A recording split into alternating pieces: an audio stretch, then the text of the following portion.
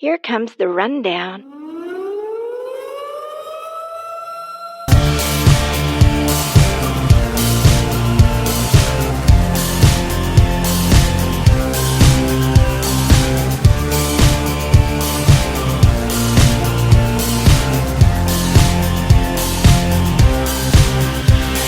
Welcome to the Success 101 podcast. This is your host, Jarrod Warren.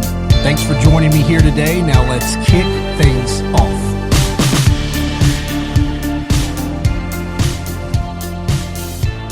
Hey guys, welcome back to the rundown number 4. I'm your host, Jarrod Warren, with my co-pilot, Beau Coleman. And you really are a co-pilot. We've already established that. Or just a pilot. Well, yeah. Right. Either way. What's happening with you this week? This week's good. We're here on Wednesday, January 31st, about to close out the month, which means I do expect a certain message on Slack tomorrow morning from a certain someone, as always, from the first of the month. Yeah, Slack is great. If you guys aren't using Slack within your offices, for those of you who don't know, if you're new listeners to the Success 101 podcast or the rundown, I've got a financial practice I run here in Dallas and run an office in territory called Las Colinas and work with financial advisors, work with my own clients. Beau's in my office. He's been awesome to have here. And I send out a message to those guys toward the end of each month saying, hey, get it together. It's almost the end of the month. So we'll see what happens. It wasn't actually, I do look forward to that message too, but that wasn't what I was talking about. I was talking about a certain video that's put out the first of the month. Oh, sorry. Yeah. One of our individuals puts out Bone Thugs and Harmony first of the month. Every month. Wake up, wake up, wake up, let's wake up, wake up.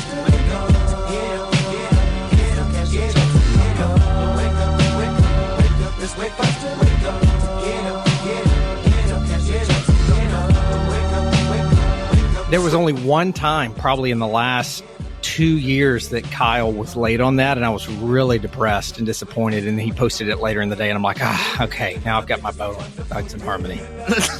Guys, we got a really special episode to bring to you guys today, but first I'm sure you want to mention our sponsors. And I'm going to mention that my book is still available by my team for just the shipping cost, From Success to Significance. The Vision Building Manual to help you guys start off 2018 in an awesome way. The year has already started, but if you guys want to attack the rest of the year, I want you guys to go to my website, grab my book. My team has offered it for free. All you have to do is cover the shipping on this if you're in the United States. Head to success101podcast.com/book, and in the checkout section, enter Success 101. Success 101. If you're in the United States, you're going to get that for just the shipping costs. They've made it super easy for you guys to grab this. If you're international, which if you're in another country, is that what international means? No, you don't feel like you're international if you're in another country. But from where we're sitting, if you're outside the United States, you're international. You guys can grab the ebook version for about the same cost. Head to success101podcast.com/book for the ebook version or the paperback version for just the shipping cost. This is more like a workbook. Yeah, I was going to say it's more like a workbook. Like you have to write in it. I loved it. It's very organizational, which someone like me who I don't have a whole lot of organizational strengths, I need stuff like that. I need to be able to don't be so hard on yourself. Well, I need someone to come in and basically say like, okay, it's all right. Not everyone, has this skill set off the bat. And so it was really helpful to have those things where it helped me just make lists and goals and things that I wanted to accomplish. Yeah. And what he's talking about there is how this book was set up with the 6 vision building exercises, the 5 components for creating your vision strategy. And if you guys want to know more about what I'm talking about, head to success101podcast.com/book. And again, at checkout, if you're in the United States, enter Success 101 in the coupon code. If you're outside the United States, select the ebook reader. And I cannot wait to hear those of you that go and download what your comments are, because you guys writing into me of how you're using this book, how you're modifying some of the vision building exercises I created has been awesome for me. And I can't wait to hear more about how it's changing your life and helping you crush 2018. This podcast is also brought to you by Ample. Our friends over at Ample have created an incredible meal replacement stack for you guys. I'm not going to spend a lot of time on the sponsorship today because I want to get straight into our episode, but you guys owe it to yourself to head to success101podcast.com/Ample. Go check out what the great people at Ample have done with their meal replacement stack over there. You can't get these ingredients if you go to Central Market, Market Street, anywhere else that Beau shops, Walmart, any place like that. Look at the nutrition facts. It's soy-free, gluten-free, non-GMO, no artificial sweeteners, no sugar added. It's all the goodness from around the world that if you had those ingredients, even if you went and found them, Beau, in a store, you'd have to chop and blend and process. Why not just pick up your bottle? Ain't nobody got time for that. Nobody got time for that. Why don't you just pick up your bottle each morning as you leave, just as I do, add a little milk to it, shake it up. And I'm telling you guys, if you haven't heard about Ample and what Connor Young has created over there, you're doing yourself a huge disservice if you're trying to get your brain and your body to peak performance each day. Grab 15% off by entering Success 101 in the promo code. And I can't wait to hear from you guys who have tried it for the first time because the reviews have been awesome on this. It's something I do every day. It's how I stay on top of everything, keeping my brain and body focused on what I've got to do. And literally, it is one of the keystones toward my peak performance. I want you guys to go out and grab it. So, Jarrod, first up, I had to go with what I wanted to share with you, and I was most eager to share with you, but killer whales. Killer whales have learned to speak to humans, and really what they're doing is they're imitating sounds that they hear. Well, that happened years ago on Free Willy. Right? Great Did movie. you see that? Oh, dude. The Michael Jackson soundtrack on that is phenomenal. I don't know if you know this, but when I was little, I watched that movie over and over and over again to the point where it drove my dad nuts. Carry like a river ocean, and then you will say to me, you are my friend. Dude, great song. Great song. I mean, it's just so sad that, that the dorsal fin goes limp. It really is. I mean, sad. at some point, though, in all of our lives, things go limp, and you can't help it. Limp, dude. Yeah. Yeah. But there's things nowadays that can help that. We'll get in that in another podcast. Sorry. Right, of course. I watched that movie on repeat, and my mom one time was pushing a cart around, and it was just me and my younger sister. We're the only two that were born at that time, and my name is Beau, her name is McKay, and we're being pushed around the grocery store, and some woman walks up to my mom, and she's just like, oh my gosh, you have such cute kids. What are their names? And I said my name was Jessie. Just like in 6th grade, I told my teacher for 6 months my name was Kevin because I love Home Alone. And then my mom comes to check my grades at Meet the Teacher, and she says, I'm here to see the grades of Jarrod Warren. And she says, oh, you mean Kevin Warren? She said, no, Jarrod Warren. That's his name. Well, he goes by Kevin for the last 6 months. I just love the name. See, that's why I laughed so hard at that story the first time he told me, because it reminded me of me telling this woman in the grocery store that my name was Jessie. And my sister, who wanted to copy everything that her older brother did, tried to say her name was Jessie too, but she said her name was Sassy. And to this day, my sister is in my telephone as Sassy. Well, Sassy is a cat on Homeward Bound. That's right. And we watch Homeward Bound all the time too, with Chance and Shadow and Sassy. So like I said, killer whales have learned to speak to humans by imitating sounds that they hear. However, their vocabulary has been criticized to be very limited. Hey, wait, I mean, I'm curious. Have all killer whales learned this vocabulary, or just the ones they train? Well, this specific one. There's one. Okay. Right. Yes. Right. It's just one that is talking. I'm so glad we confirmed that. The dictionary is a little limited. So anyways, the orca in question is everyone's third favorite whale. Wiki. Everyone's third favorite whale. I don't know anything about that whale. Well, so it's not everyone's. It's Wiki. Who's your first favorite whale? Shamu. And your second favorite whale is the Michael Jordan whale of killer whales that jumped over that kid on the jetty in Free Willy. What's his name? Willie.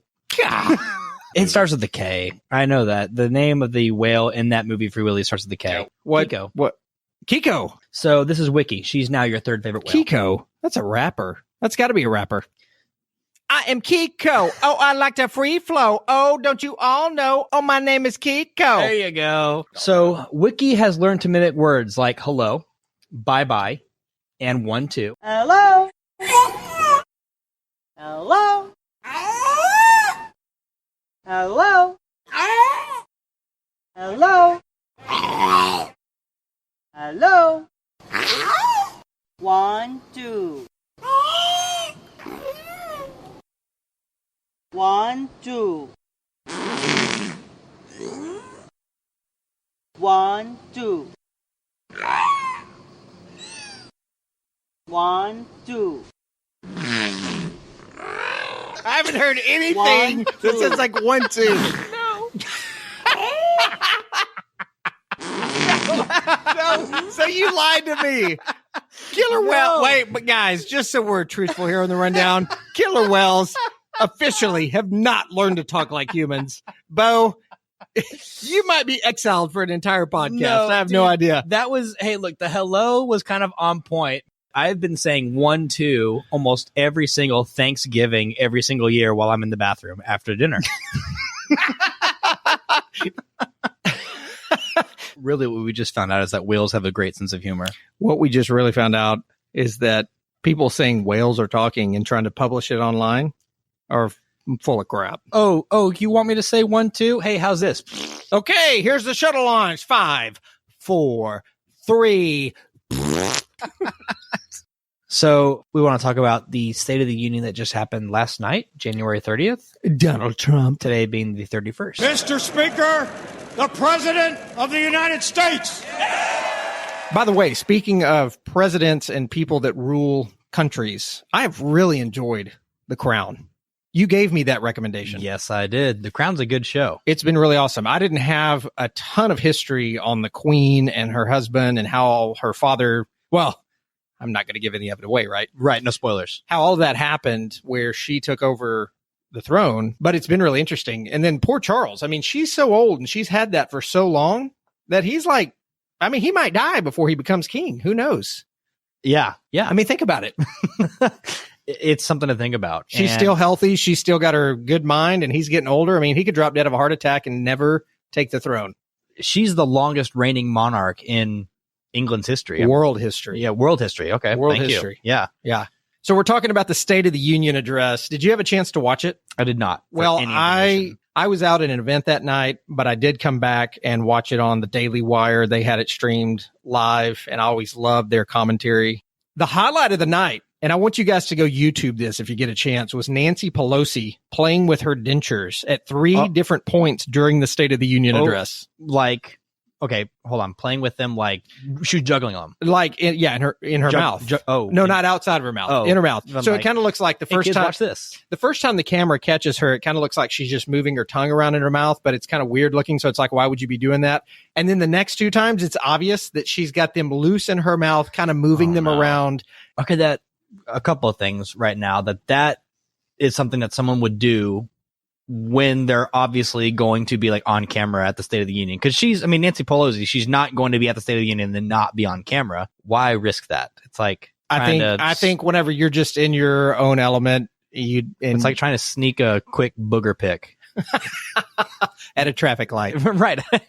Sure. Yes. Well, that's where I see people doing it all the time. Got it. You look over and they're just rolling it around. Got it. I was thinking more like, at a press conference, if you're being interviewed, you just decide while you're up there in front of the report, you just, pick for gold.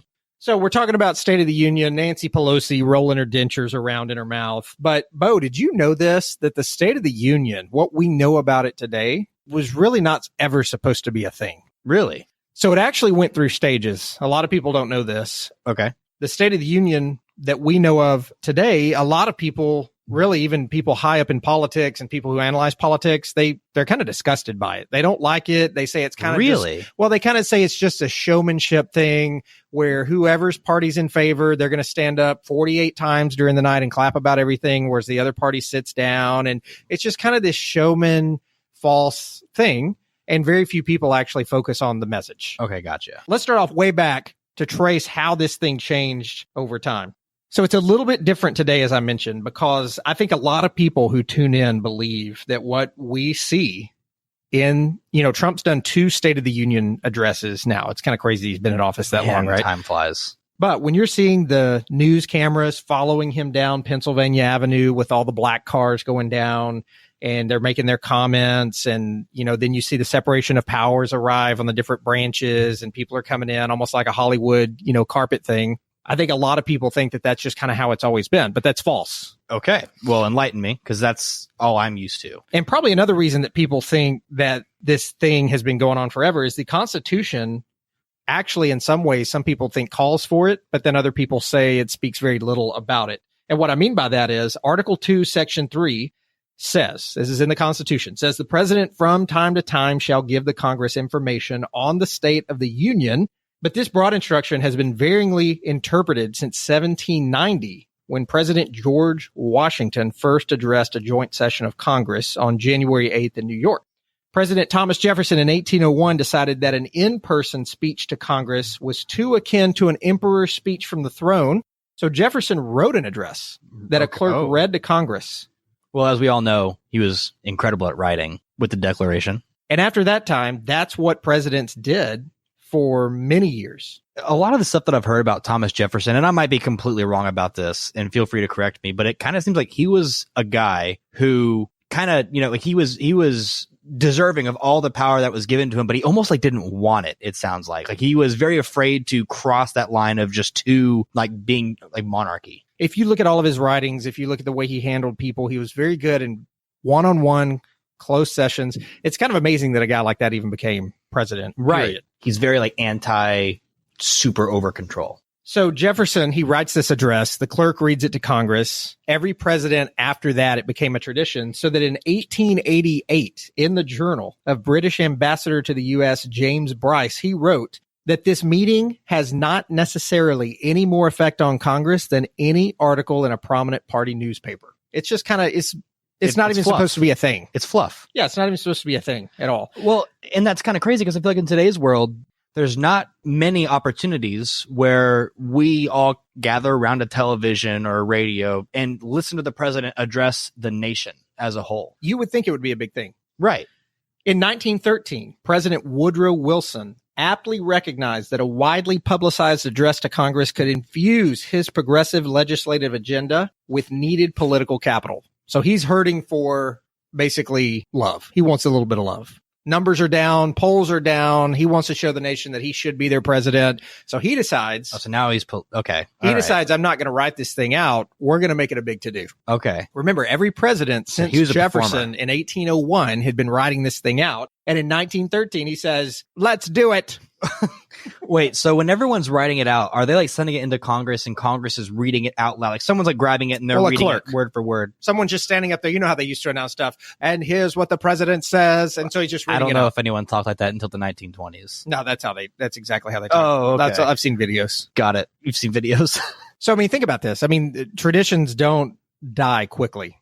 So Wilson wanted to break all of this. He didn't like that most lawmaking began with Congress. He wanted to be the one that was more in power. And he didn't like the Constitution separation of powers because it limited decisions that he wanted to make. Oh, wow. So he's almost trying to make it a monarchy. Monarchy, bit, yeah. It sounds like, right? Yeah, wow. That's very... if you think about, even go back to Obama and how hard it was for him to try to enact a lot of his agendas after the Democrats lost control of the House in 2010. Right. He was a little bit more in power, not a monarchy, right? Because he still had to have their support. But he's a little bit more in power whenever they're in control than whenever they lost the House. And then suddenly he's got a lot of that power stripped away. That's why this experiment back in the colonial days is such an awesome thing, because everyone in the world, you literally have kings and queens and rulers writing into the founding fathers saying, basically, in lack of better words, we look forward to seeing how this experiment goes, because it'd never been done before. Democracy. Yes. Gotcha. Never been done before. I didn't know that. So kings and queens from all over the world are kind of sticking their head over going, hey, how's this going to play out? We're excited to see this, right? Absolutely. I had no idea. Congress didn't like the fact that Wilson was trying to change up history. Again, traditions don't die easy. No, they don't. But he pushed and continued to do a State of the Union address in person for 5 years, and thus a brand new tradition was born, the State of the Union address as we know it today. Only Calvin Coolidge's first annual message was delivered to Congress and read aloud in person. It was also the first to be broadcast nationally on the radio. His remaining 5 were written, as were all 4 of Herbert Hoover's. Every single one of Franklin Roosevelt's annual messages were delivered in person to Congress. Wait, so the last 2 guys, they just wanted old school, is what they wanted. Yeah, it sounds like they're trying to swing it back the other way. Well, I can appreciate that. But then FDR was like, no. And during Franklin Roosevelt's time, the annual message officially started being known as the State of the Union. Donald Trump's address that he just did was the 32nd consecutive State of the Union address that a president has personally delivered to Congress. 32nd, huh? 32nd consecutive. Right, consecutive. So we're in a pretty long span here. Who knows when we'll get somebody in there that says, you know what, I'm just going to write it. I don't know how well that would go over in today's time, though, with all the camera and media attention. Again, it's almost like the red carpet of Hollywood. You see these people walk in, they announce them, though. They give facts about them. and they wave and shine their beautiful white teeth at everybody. And their dentures. And their dentures. So here's the crazy thing. Article 2, Section 3 of the Constitution that says that the president should from time to time deliver an address. Right. Doesn't say it has to be annually. And it really is up to the president's discretion how he does it. I mean, he literally could write almost nothing. Or he could go on and on for as long as he wants to. It's totally up to the president how he does it. Nobody controls that but him. Okay, well, I feel like in today's world, it would almost do harm for the president not to go and do that because it's now kind of expected. I mean, like you said, it's the 32nd consecutive time it's been broadcasted like to the people in the same manner, fashion. It would almost do detriment not to get up there and do what's almost expected. It would be radical not to do it that way. But remember, starting with Jefferson, it went over 100 years before it was changed. Right, I know. So it could be changed again. It could be. It could be. We shall wait and see. So here's what I want to read you guys. 7 facts about the State of the Union address. So all of that was just kind of a build up to these 7 facts of the State of the Union. Okay. As I mentioned, the U.S. Constitution requires the president to deliver a State of the Union address to Congress. How he delivers it, how long it is, what it entails. How often? You said it doesn't have to be annual. No, literally the language is from time to time. Right. So he can do it whenever he wants. He can do it on Twitter weekly. 3 days in a row. Absolutely. And then not again. Absolutely. Wow. It's totally up to him. Totally up to him. Wow. Probably want to spread it out a little bit so more things can happen. I would do a 3-part State of the Union address. Although the Constitution doesn't define from time to time, the tradition has been that the message is given once a year. Is it like on a specific date or is it just kind of when they choose? Whenever they choose. It's totally up to them. Oh, wow. Totally up to him. Okay. It's my decision. I do it when I want. It's going to be huge. Number 2, before FDR took office, presidents had called their annual message to Congress just that, the annual message. The annual message, which I guess makes sense if everyone's doing it just once a year. Even though the word State of the Union actually appear in the Constitution saying the president from time to time should give a State of the Union. From time to time should give the Congress information of the State of the Union. State of the Union has got a more official ring to it. Annual message, I'd tune out. I would tune out. Number 3, for more than a century, the State of the Union was delivered to Congress in writing rather than in a speech before a joint session of Congress. Yeah, by the way, annual message is what I call the one time a year that I actually post something on Twitter. That's it. I didn't know you weren't a Twitter guy. Instagram's another thing I just can't figure out how to navigate. It's my favorite. For the life it's my favorite social media. I need a one-on-one session where I figure out how to use it the right way. I'll bill you. I'll charge you. Okay. Charge, huh? Okay.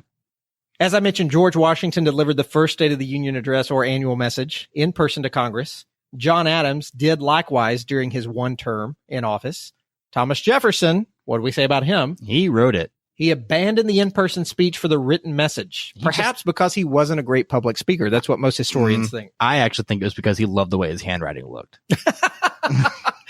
I think you're correct. They are going to think this looks so good. By the way, you haven't seen it yet, but I bought a shirt the other day from one of my favorite clothing stores called 1776 United, and it's a blue navy shirt, and it's got all the signatures of the founding fathers just all the way down the front of the shirt. Wow. And it looks awesome. When I was in college, I bought 2 amazing shirts. One was a black shirt with the USA, just kind of, in a map right there. And it was red, white, and blue colors. And it said back-to-back World War champs. Oh, I love that. That's one of my favorites. And the other one was a white shirt. And in camo lettering, it said camo, America's away colors. Nice. I've not seen that one. I like that. No, but I've got the founder's shirt. There you go. And it's pretty cool. I like that. It's pretty cool. What was the website called? 1776 United. I just gave them a plug. Hopefully they'll sponsor us on this podcast. I might. If I'm going to mention you guys need to be paying some money for that. Yeah, so. I might go check that out. No, it's really cool. I love it. Ever since FDR's time, presidents have almost always used speeches rather than written messages to fulfill their constitutional obligation to inform Congress about the State of the Union, except for those couple that we mentioned in there. Right. Coolidge and Wilson. Number 4, some presidents go short in their State of the Union addresses, and some go very long. Washington holds the record for brevity. Brevity being? Brief. Is that what kind of boxers? Washington used only 1,089 words. That's not a lot, man. No. You'd think of a Twitter account now, it's 240 characters? Jimmy Carter holds the record for the longest State of the Union address. Oh. He would. The most boring sounding person on the face of the planet. I, Jimmy Carter, read the State of the Union address. Oh, hey, Jimmy. Oh, hi, Beau. Some people say I'm the worst president ever in the history of the United States. How's your peanut business going over there? I like growing peanuts and like also playing tiddlywinks.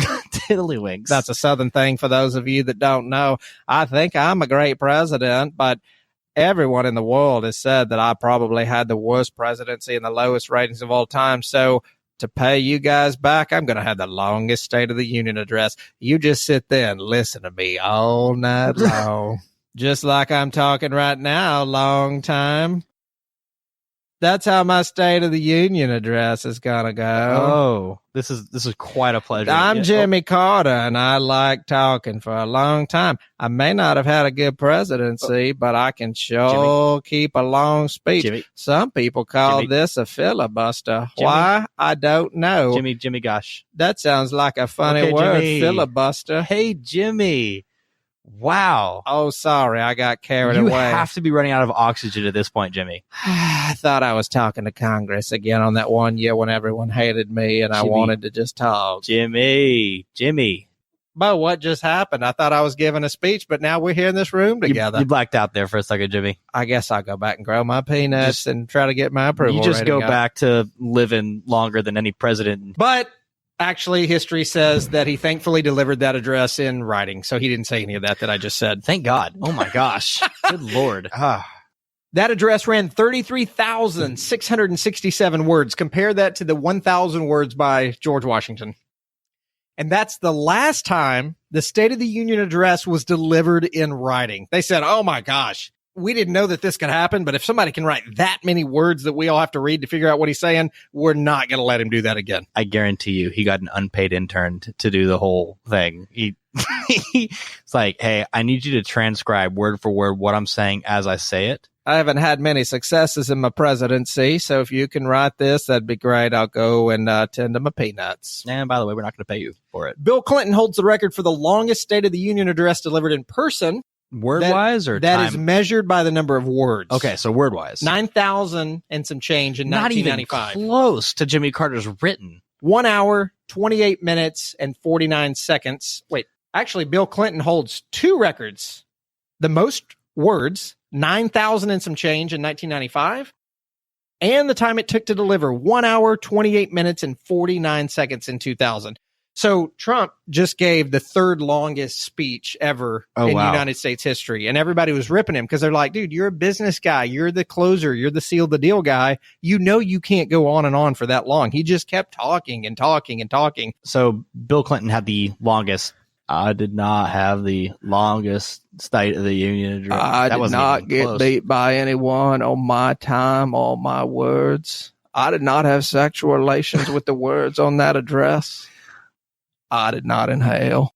As the mode of delivering the State of the Union address has shifted from writing to speaking, and the audience of the addresses has shifted from lawmakers to the country at large, the linguistic complexity has declined. That is short form for we are all getting more stupid. Yep. That is, we're not sure that the American public can handle the diction that we are using, so we're going to dumb it down a little bit.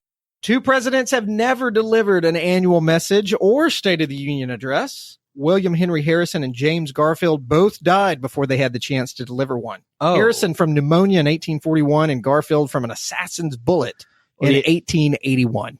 While most of the State of the Union addresses are only remembered by those who wrote them, the ones with a lasting impact have often tackled foreign policy. The Monroe Doctrine was promulgated in James Madison. The Monroe Doctrine was discussed in James Madison's annual message in 1823. Theodore Roosevelt, added his... By the way, thank you for taking the linguistic complexity down a notch. I thought all the stupid people listening wouldn't know what that is, so I took it out. Sorry. And FDR unveiled his 4 freedoms in his 1941 State of the Union address. And finally, George W. Bush warned of the axis of evil address speech. All I can think of is Will Ferrell's SNL skit about the axis of evil. Dick Cheney is now my axis of evil. I'm heartened to hear that, for the most part, the people of this country show strong support for my agenda. However, lately there are some who are beginning to criticize this administration. Maybe these people don't understand. America is presently at war. Not just a war on terrorism. You know who I'm talking about. Iran, Iraq, and one of the Koreas. But my axis of evil doesn't seem to interest some people out there. Some people just want to talk about the economy and budgets and Enron. I bet most of you out there don't even understand Enron. I sure as heck don't. It hurts my head to think about it. So from now on, Enron will be part of my axis of evil. I don't want to hear anything else about Enron unless our military has pounded it into submission. So look out, Enron. You are now part of the axis of evil. So is the economy. I don't like the way this economy is acting. Not very American. It's evil.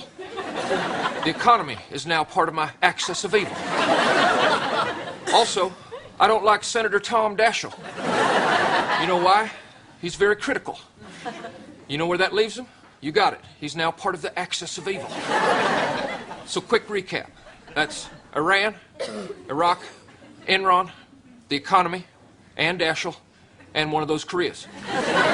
They all form a terrible axis of evil, standing in the way of all that we as Americans value. And don't forget France. The French don't like me saying axis of evil, so guess what? They're now part of the very same axis of evil that they don't like me saying. How do you like them apples, France? Next time you keep your mouth shut. You mess with Texas and it's straight to the axis of evil, got it? Germany, Italy, and Japan, they were the original axis of evil. Maybe they thought I would forget, but I didn't. They're back in. Here's one you probably didn't expect. Dick Cheney. Now, he's up to something, I don't like it. He's never around. If I'm in the White House, he's not. If I'm on a plane, nowhere in sight. He's very sneaky. Not to mention scary. I'm putting him in the axis of evil. For now. Evil Knievel's going in the axis of evil. But that's a no-brainer. But Dr. Evil? No, he makes me laugh, so he's out. So you see, America, there's nothing to fear. Everything's fine. You go out and buy your new cars and fly on airplanes and invest in Kmart. Don't listen to what the economists say. Why? Because they like math. And math is very much a part of the axis of evil. Elon Musk is also in the news today, as I mentioned earlier. His new creation, the Boring Company, which I don't know if you know about it, it wants to create a network of underground tunnels to ease traffic congestion. Why is it called the Boring Company? Well, think about it. This guy. Not like boring, but like boring. Yeah, exactly. Great imitation. I was so off. This guy is going to Mars and creating diesels that go from 0 to 60 in 5 to 6 seconds. When you said Boring Company, I thought, no, this guy hadn't done his research. But apparently you have. Right. It's boring. That's not right. boring. That's right. The Boring Company wants to create a network of underground tunnels to ease traffic congestion, which I am all for. Sort of like in North Korea. What? Tunnel warfare. If you hadn't heard, because I'm on the inside. I work at the Pentagon 6 days a week. Oh, right. I forgot about that. Our troops are training right now for tunnel warfare. Oh, tunnel warfare. Dude, literally, if we go to war with North Korea, it's all tunnel warfare. Millions of troops lost very quickly in the war. That's terrifying. Yep. But we got to protect the USA. That we do. Wait, weren't we talking about Elon Musk? Yeah, anyways. The Boring Company is raising funds by selling... Are you ready for this? Yep. So Elon Musk is now selling flamethrowers. Just to raise money for this company, and they're selling them. But on I mean, what website. are they going to do? It's not for wartime. No. For $500, you can order and arm yourself with a completely legal, by the way, legal and fully functional flamethrower. What does that have to do with boring? Well, they're trying to raise money to fund what it's going to take to make the underground network of tunnels. Tesla and SpaceX has something new for you, a flamethrower. Yep, he sold thousands in a matter of days. CBS 2 Orange County reporter Michelle Gili shows us there are mixed opinions about this fiery unit. Well, I think that it's America, so it's a free country, and you should be able to sell what you want if there's a market for it. Tesla founder Elon Musk says he sold the last of 20,000 flamethrowers to raise millions for his tunneling business. A company spokesman is quoted as saying, much like a roller coaster, this is designed to be thrilling without danger. But local fire experts who remind us that fire season is year-round in California disagree. When people have a product like this, I'm sure that they don't intend on burning anyone or anything or destroying any property with it. But unfortunately, accidents do happen. And with a product like this that's so easily transportable, so easily, and creates a 2-foot length flame, it's only a matter of time before we really have a tragedy, unfortunately, that's going to unfold here. According to Orange County Fire Authority Captain Larry Kurtz, there is nothing illegal in our state about owning a flamethrower as long as the flame that shoots out is less than 10 feet. But this man thinks the product needs to be tightly regulated. They shouldn't just be sold to any Tom, Dick, and Harry. I think it's a very foolish thing for him to do that. I think he should have waited a little bit longer and got an opinion from people. And I mean, I didn't jump out and buy one. I have money in my pocket. I've got the money to buy it right now. No question, it was a hot seller with a price tag of $500. An assemblyman from L.A. is going to try and block the sale now of the flamethrowers. In Tustin, Michelle Geely, CBS 2 News. And now he's trying to build an underground network of tunnels to ease traffic congestion by selling flamethrowers. Yes. I'm not following, man. $500 a piece. I mean, which on an unrelated note, I'm actually out $500 as of recently. I feel like I'm a pretty up-to-date guy that follows things. Well, do I you haven't feel heard like, about this at all. Do you feel like you have $500 burning a hole in your pocket now? No, I haven't even heard about this. I have no idea what's going on. So Musk said on Twitter, when the zombie apocalypse happens, you'll be glad you bought a flamethrower. Success 101 podcast listeners, please don't go do anything until I've given you. Musk even says it works against hordes of the undead or your money back. Horde. That's Big right. groups of people, not big groups hordes. of people. Yeah, Okay. hordes or your money back. So, it's nice to know that a company that's selling flamethrowers has the decency to offer your money back should it not work against the undead. Man, I mean, I'll give it to you. If we're selling flamethrowers here in the U.S. now. Did you know, by the way, flamethrowers are legal? No. They are legal. And to wrap up the podcast, Jarrod, once again, we are going to do On This Day. Bring it to me, man. I want to hear it. What's going on? Man. So in 1865, Congress passed the 13th Amendment, which abolished slavery in America. Big day. That was on this day? That was on this day. Honest Abe, man. He knew what the people needed. 1950, U.S. President Harry Truman announced publicly his support for the production of the hydrogen bomb. The hydrogen bomb. It's actually called the Tsar bomb. Tsar Bomba. Well, what I'm reading says hydrogen bomb. Yeah, that's what it was. It was Tsar Bomba. The Tsar Bomba. Spell Tsar. Z-A-R. T-S-A-R. So do you know how the hydrogen bomb worked? I mean, do you know the history of the bombs? For anybody that's interested, I've got a killer book for you guys to read. It's called Killing the Rising Sun. It's by Bill O'Reilly and Martin Dugard, his historian that he uses. But Bill O'Reilly likes to put the word killing in his titles. Well, that's kind of his shtick. And I've read all of his books. Killing Reagan, Killing Kennedy, Killing Lincoln, Killing Patton, Killing the Rising Sun. I've read all those. And Killing the Rising Sun is really interesting when it comes to the bombs because a lot of it is about how the U.S. defeated the Japanese, and a lot of it's about developing this bomb. Right. So this is in 1950 that you're describing here. Right. You so get past the war. Not the atomic bombs, not the Manhattan Project, not the testing of Little Man Fat Boy, or the dropping of Little Man Fat Boy. Or Hiroshima, Nagasaki. Right. This is after the fact. Right. So you get out, and so the U.S. and the Russians were actually pretty tightly knit at that point. So you got Stalin, you got Truman. In 1950, the Russians start saying, okay, we've got the technology now that we've learned from some of you guys. We're going to develop something even greater. So the Fat Boy and Little Man, their mushroom clouds went up to about the height of a commercial airliner, 49,000 feet. Man, that is the hydrogen bomb, the Tsar bomb, went over 200,000 feet on the mushroom cloud. Whoa. Yeah, it's a freaking scary thing, man. When you think, I mean, we hear this word like, oh, some countries got nukes. There's 8 countries that have nuclear capabilities right now. Right. North Korea being one of them, apparently. North Korea being one of them. And when you hear this about a country having nukes, it's like, okay, yeah, in today's time, it's like, yeah, we kind of hear that these countries it's have almost nukes. like, dude, we have no idea with what, because the only nuke that's ever been used, unfortunately, was done by our country, the United States. Yep. But if you go read Killing the Rising Sun, you'll realize if that bomb wasn't dropped, millions upon millions of people would have died by land invasion by the U.S. into Japan. It would, because they don't surrender. Right. They would have just kept going.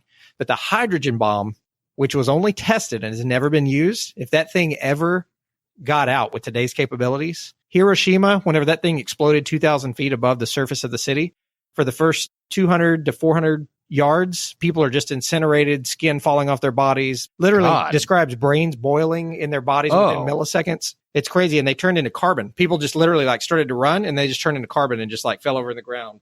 I mean, so totally up to you, just like the president's speech is up to him. But will you commit to me to going and listening, even on audiobook, to Killing the Rising Sun? Killing the Rising Sun. Right. I'll do it from time to time in this agreement. My discretion. I don't think anything's going to happen.